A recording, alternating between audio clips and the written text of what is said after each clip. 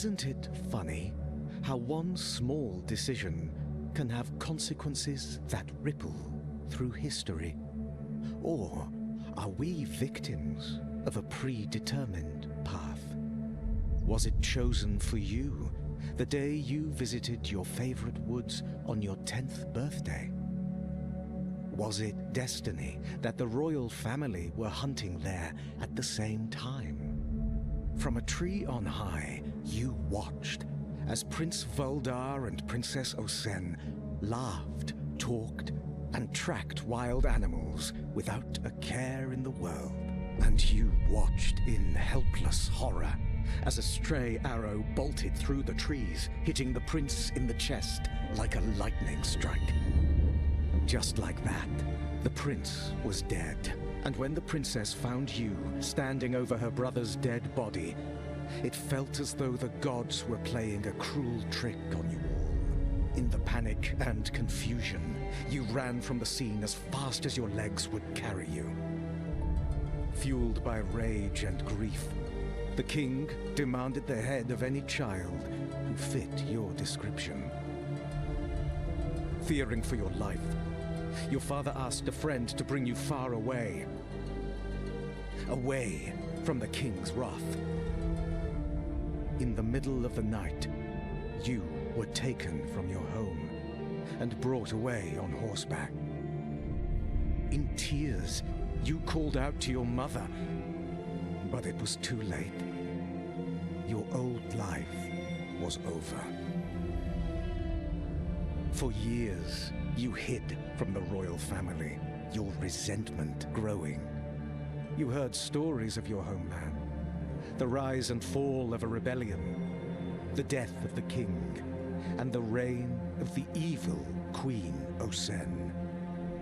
But on the eve of your 20th birthday, your guardian, the man who smuggled you out of Carvinia and kept you safe all these years, was brutally killed by a mysterious assassin.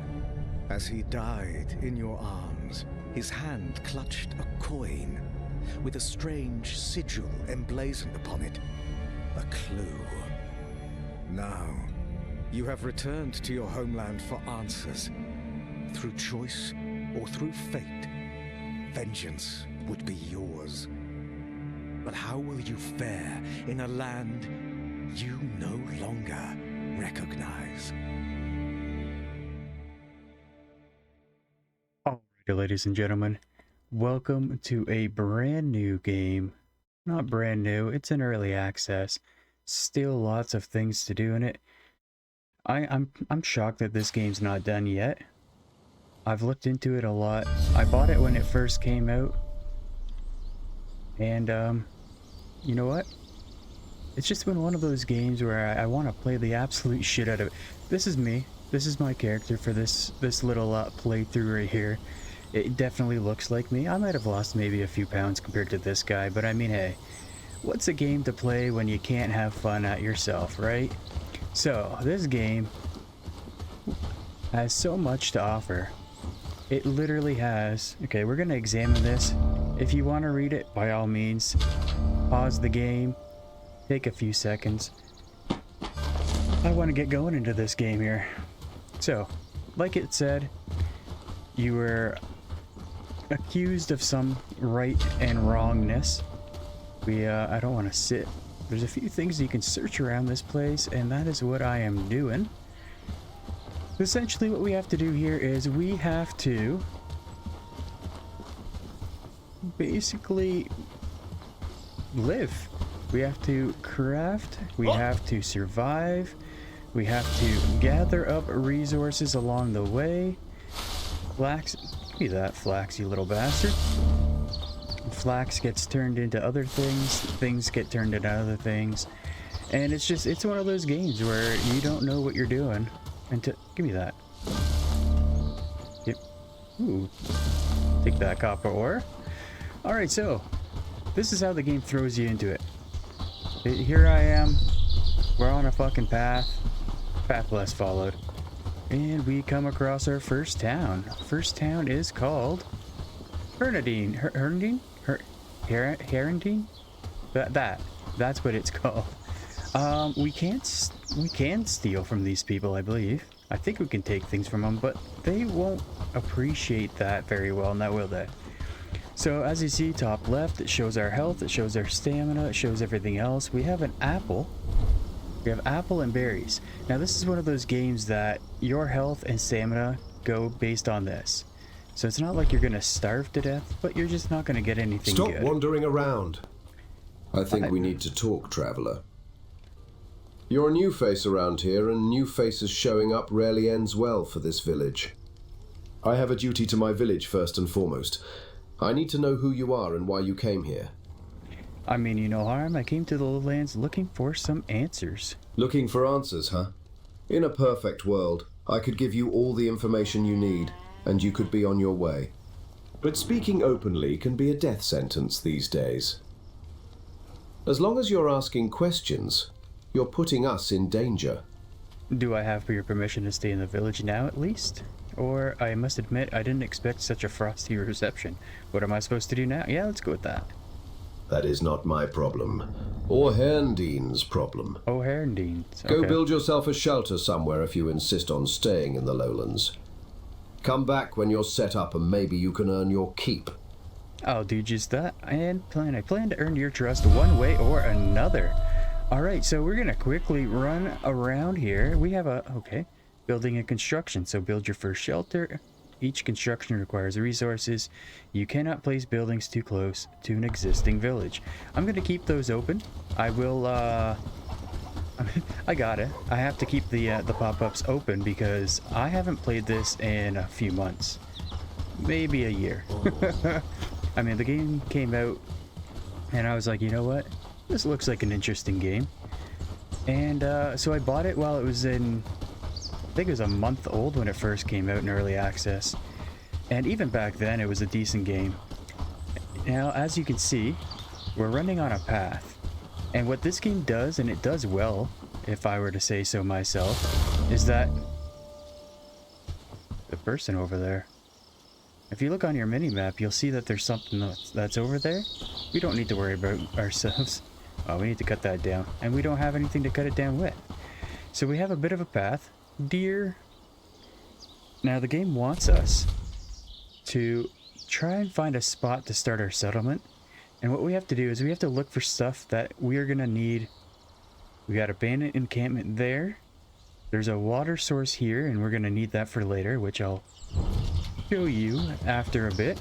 So what I was saying there is if you run on this road, it'll actually degrade your stamina bar lower than if you were to jump off of here. Now watch. So 5, 4, 3, 2, 1, and that went about quarter way down. 5, 4, 3, 2, 1. As you can see, being on the road is definitely an advantage. So keep that in mind. If you want to play this game, you want to run on the roads. Now, one thing that we're definitely having to look for is the flax. Flax is something that we definitely need. Flax and sticks. So we're going to pick up a few things here and there. If my guy actually wants to bend down, the fat fuck. Thank you, sir. One thing that I have noticed though. Yeah, that's what I wanted. Inventory. Your inventory is absolute, meaning you cannot make this bigger without a pouch. We got some bandits over there if you look on the mini-map. We're not even close to being ready to handle those guys. Not yet. So where we're going is we need to be a little bit far away from all the settlements, but we also need to be close enough that it won't take us too long. And I've watched a few other people play this game, and this seems to be one of the best areas. There's resources here. There's some kind of resource around here that we need, and this lake is close enough for other resources. And this little pathway here seems to want to do the trick for me. This pathway does lead back up to Herndeen. Hopefully I'm saying that correctly. And yeah, I think B for build. Personal shack. We gotta place construction. Alrighty, where are we gonna place this? Right about, yeah, we want our place to be the first place that's here. Let's put that right about there. And as you can see, it asks you to just put things down. Right here it gives you, and we don't have any more flax to put down. It gives you a smart, like a, oh, you can just read the construction pit to make sure you have the items to build this. So what we need first is a way to get wood. And if we look around here, we should be able to find, here we go. And we got some berry bushes that we can gather up. What's over here? Ooh, mushrooms too. So if we put that to our inventory, we got a piece of cooked meat we can throw down. And we already have a berry on, so let's throw a roasted mushroom.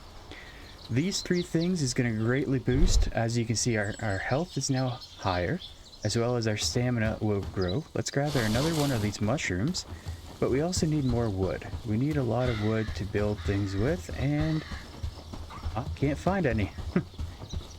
Let's see. Wood. Let's harvest more. So I'll be right back. I'm going to gather up all the resources we need, and yeah, I'll see you when we can build that thing. Alrighty, there we go. We got our last piece of the puzzle, and then we just go around clicking on these white dots. We put our personal shack together, and we just keep going from there. Now I'm trying to get this done as quickly as possible, even though our... Can I reach that? Perfect. Even though it says that we need to sleep and come back tomorrow, this game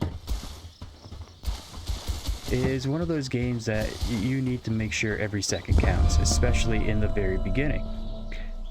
Personalize your character, you can sit, and we have our own chest that we can store things in, which I don't need to put those... Here, I'll put these in there. I don't need to carry on to the flax seeds. We can probably find a berry, and I don't need that copper ore yet. So we have unlocked technology tier 1. Personal shack that will provide us with a, oh yeah, and a bed as well.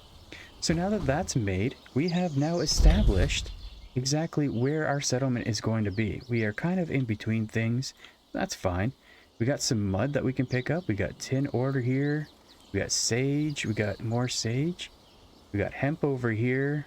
And we got lots of forest that we can start chopping down trees with. We go back to build, and as you can see, we have more things that we can build. Buddy wants us to wait until tomorrow, so that gives us all the time in the world to get everything started. Research desk, simple workbench, outhouse, another housing, campfire, and camp chest. Now, even if I just want to put things down, here, I put that down right there. We can put it down for right now and come back to that later.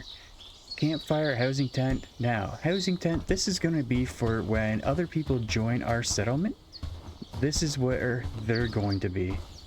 Now, I was thinking, if I make everybody live on this side of this little dirt path, and then on this other side of it, we can have our construction stages. So this guy, whoever is our next person who's going to join our settlement, you're going to be right next to me right here, and that's fine. I'm going to leave that empty.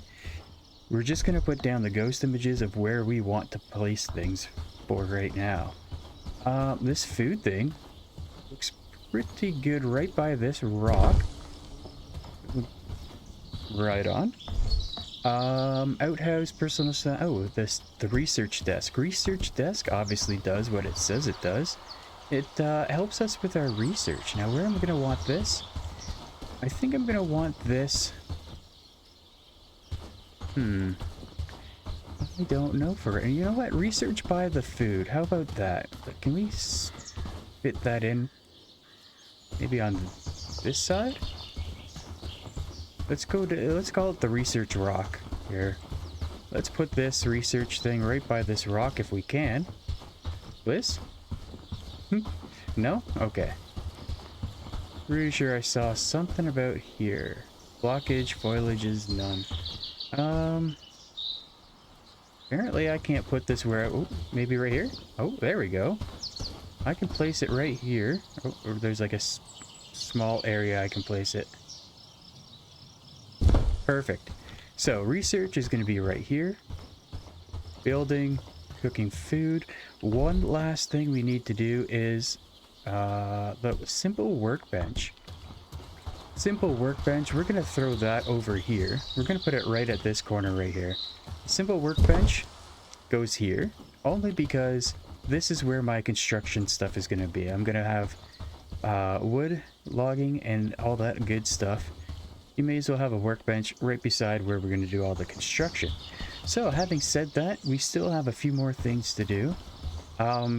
Between now and me having to go back to that guy tomorrow, I'm simply going to go resource grind, and I'm going to have all this stuff built.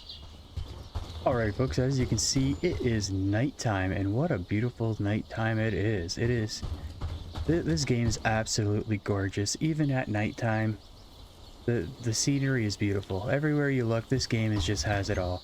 So, add wood, add wood.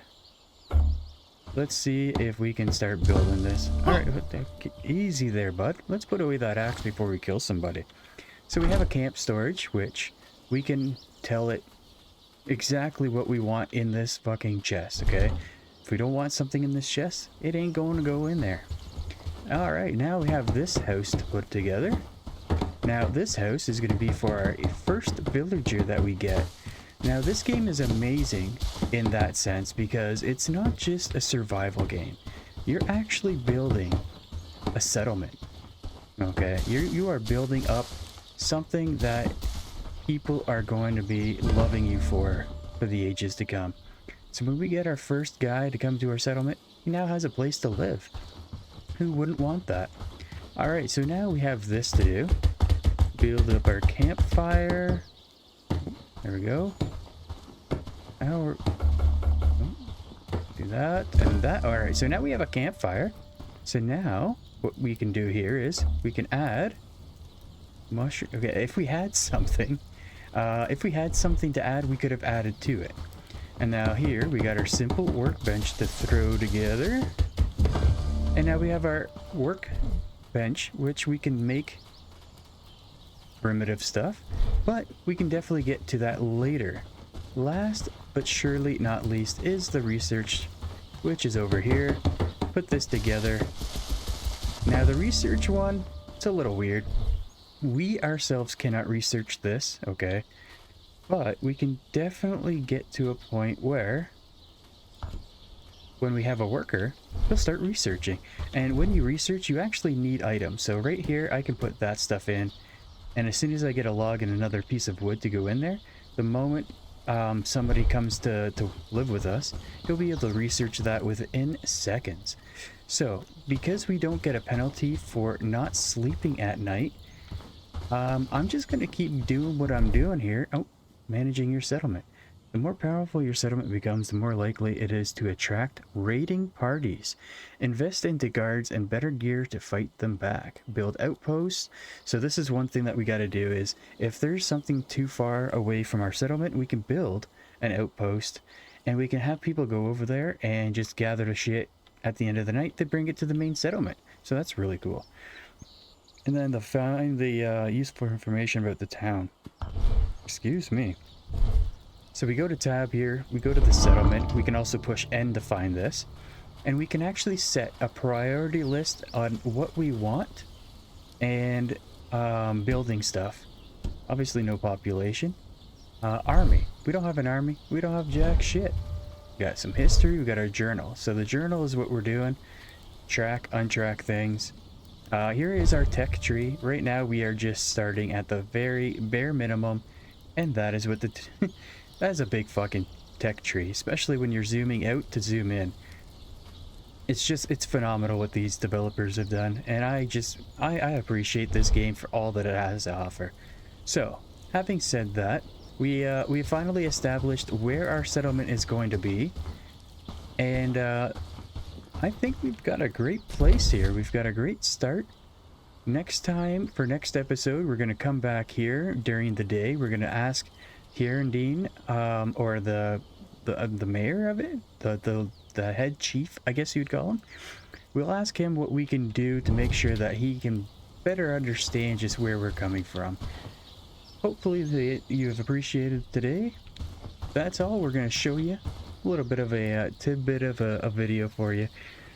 Next video, we're going to get into more of the game itself, like the quests and the renown system. The renown system is used to gather more people for your own settlement. Having said that, thanks for watching. I appreciate you and all that you do, and bye.